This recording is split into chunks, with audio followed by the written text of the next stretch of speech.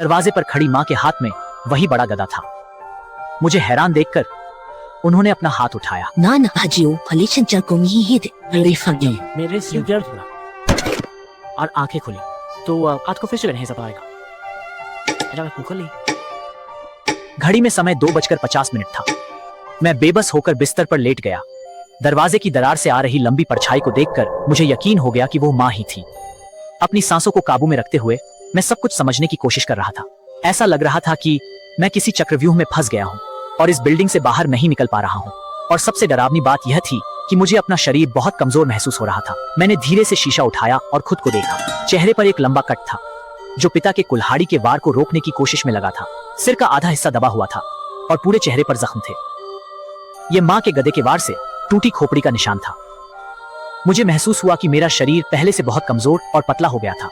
चेहरा धंस गया था और इन जख्मों के साथ मैं किसी राक्षस जैसा दिख रहा था।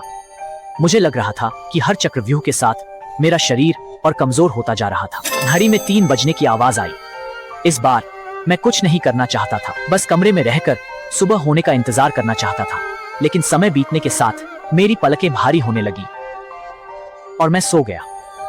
जब आंखें खुली तो फिर से 2:50 हो रहे थे और मेरे फोन पर एक मैसेज आया जो भाई का ही था।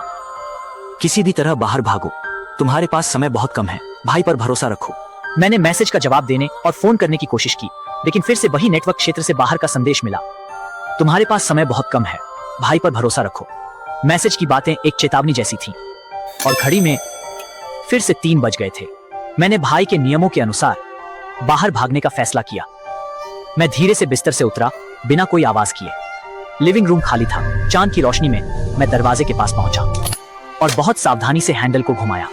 दरवाजा खुला और मैं बाहर भाग गया। पड़ोसियों की तरफ बिना देखे मैं सीधे कॉरिडोर में खड़े काले कुत्ते की तरफ भागा। मुझे देखते ही वो आगे दौड़ने लगा और मैं उसके पीछे भागता रहा। कॉरिडोर के अंत में बाईं तरफ मुड़ते ही वो फिर से गायब हो गया। मैं फिर से अपने बचपन के उसी पुराने घर के पास पहुंच गया। हांफते हुए मुझे अचानक एक बात का एहसास हुआ। भाई के नियमों में इस जगह के बारे में कुछ नहीं लिखा था। ऐसा क्यों?